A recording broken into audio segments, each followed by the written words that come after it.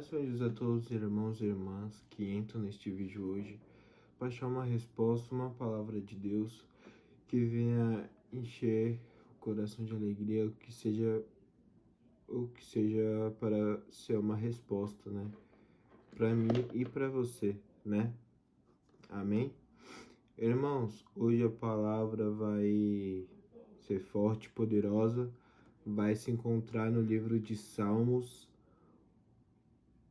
141 e o nosso título para essa palavra hoje é Oração por Direção e Ajuda. Olha que forte, né? Quando a gente ora pedindo direção para Deus, para que a gente não venha pisar em passos falsos e cair meio que algo que só a gente pensa e não é aquilo, né? Então, por isso que a gente faz oração por direção, que Deus venha nos guiar, e ajuda, e que Deus venha nos auxiliar em todos os momentos das nossas vidas, né? Então, quando a gente lê esse Salmo 141, como eu tinha dito, vai falar que Davi, ele clama ao Senhor por oração de direção e ajuda, que Deus viesse direcionar e auxiliar ele. Então, quando que vai dizer aqui vai dizer assim, desculpa, eu esqueci os versículos, do primeiro ao 5. Do 1 ao 5 são os versículos do Salmo 141, 1 ao 5. Que vai nos dizer assim: Senhor, a ti clamo, escuta-me, inclina os teus ouvidos à minha voz, quando a ti clamar. Então Davi fala no primeiro que ele clama a Deus e ele fala para Deus escutar ele e se inclinar os ouvidos dele à voz dele. Então quando a gente clama, a gente é como Davi. A gente clama a Deus, a gente ora a Deus e entrega nas mãos de Deus, orando para que Ele nos escute, que Ele nos ouça a nossa oração, que Ele receba a nossa oração, que a nossa oração não venha a ser como o teto de bronze, que você ora, bate e volta, mas que venha a ser como uma oração, uma, uma oração que chega até o terceiro céu, que chega ao Todo-Poderoso. Amém? E vai continuar dizendo assim: quando a te clamar, suba a minha oração perante a tua face como incenso, e as minhas mãos levantadas sejam como sacrifício da tarde, para que quando a gente orar, que a nossa oração suba perante a tua face, perante a face de Deus, né? E olha como é forte, eu acabei de falar que a nossa oração não vinha a ser como bronze, que bate no teto e volta, mas que venha a ser uma oração poderosa que chega até o terceiro céu, até o Senhor. Então, confirmou o que eu falei antes, a própria palavra confirma. Ela confirmou que a nossa oração venha a ser como que a nossa oração suba perante a tua face, como incenso, e as minhas mãos levantadas sejam como sacrifício da tarde. Porque antigamente o sacrifício deles era preparar um,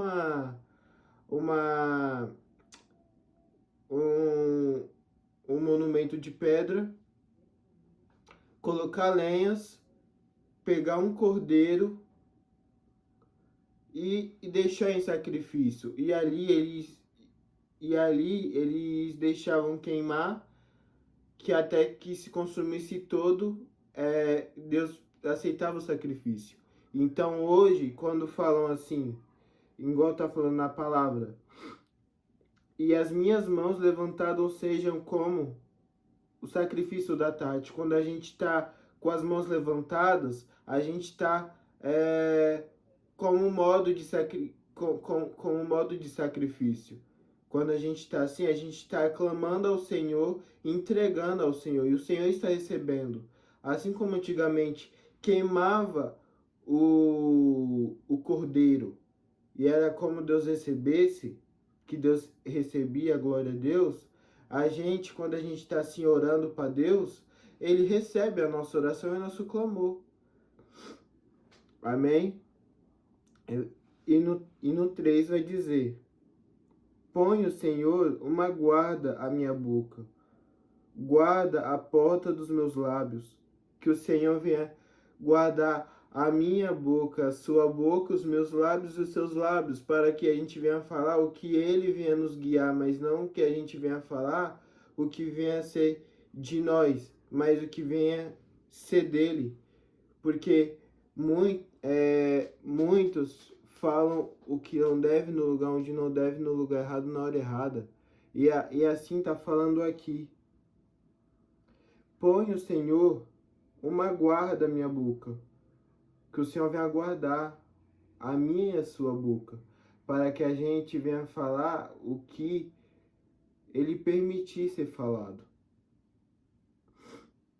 Guarda a porta dos meus lábios, guarda a porta dos nossos lábios, para que quando a gente falar, venha sair palavras sábias e palavras que vão edificar, que vão trazer positividades, que vão trazer calmaria e coisas boas, né? E o 4, no versículo 4, não deixes que o meu coração se incline para coisas más, para praticar obras más com aqueles que praticam iniquidade. Não coma eu das suas delícias. Que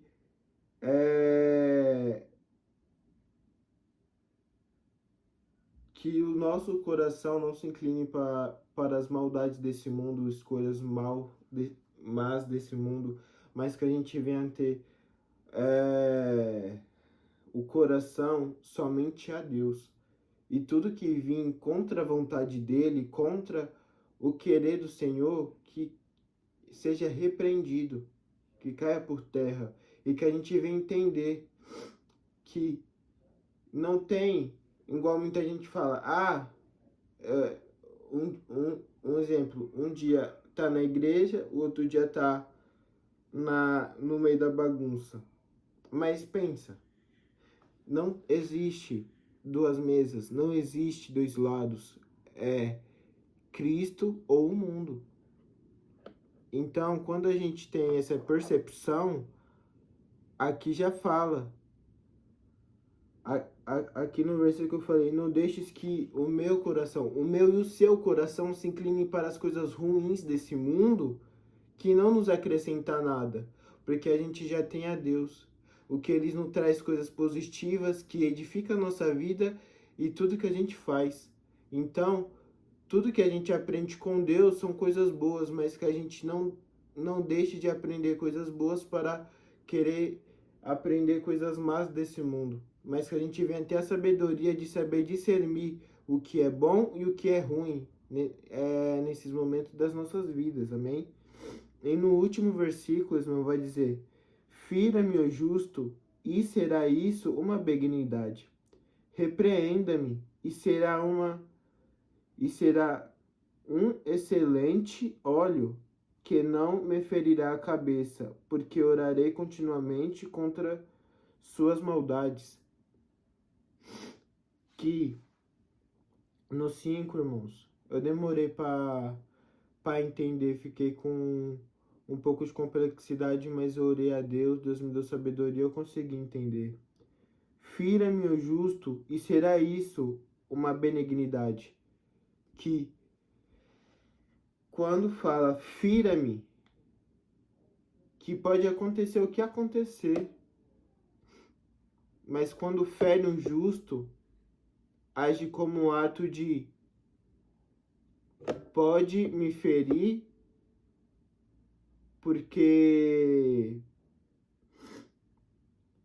porque isso age como um ato de benignidade, como um ato, como posso dizer, lealdade, no caso seria a palavra-chave, né? Lealdade é lado a lado. Repreenda-me, que um pai para com o filho, para o filho poder crescer aprendendo, o filho vai quebrar muita cabeça, mas o pai vai estar repreendendo e orientando o filho para que ele aprenda e ele se cuide, né?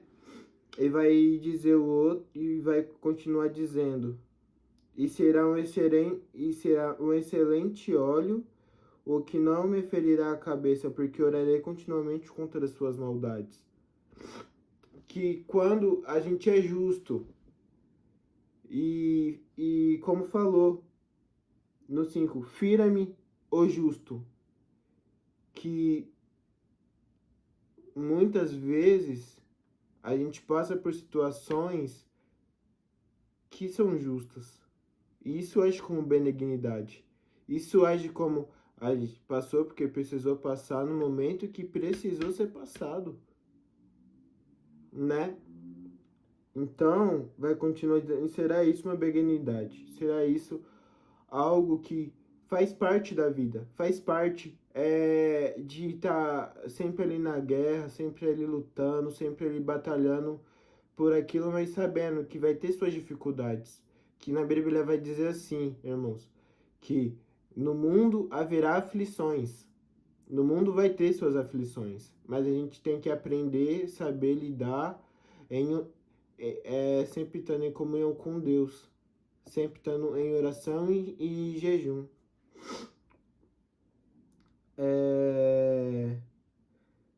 E fala, repreenda-me, e será um excelente óleo, e me ferirá a cabeça, porque... Então, quando fala assim, fala que vai ser um excelente óleo, porque a gente ora contra as maldades desse mundo, para que elas não nos atinjam, que elas não venham e venha derrubar a gente, mas que a gente é sábio e sabe entender. A gente sabe entender e sabe lidar com as coisas. A gente sabe lidar ao ponto que Deus nos dá a sabedoria de saber se comportar nesses meios, nesses acontecimentos, né? Então, quando a gente acabamos aqui, a gente ora contra que as maldades fiquem lá e a gente venha estar vivendo o de Deus para mim e sua vida. Amém? Irmãos, essa foi a palavra de hoje. Fechando, Davi, ele orava por direção e justiça, pelo auxílio de Deus. Então, que a gente venha sempre orar para que Deus venha nos guiar e nos auxiliar, sem medo, sem nada, porque quando a gente tem um pai que cuida, que cuida do filho e trata do filho, a gente entende uma coisa, que a gente não está sozinho e a gente tem Deus, amém? Irmãos, essa foi a palavra de hoje. Deus abençoe a noite de vocês. Jesus ama a todos. Obrigado e gratidão por até aqui vocês terem ficado aqui comigo.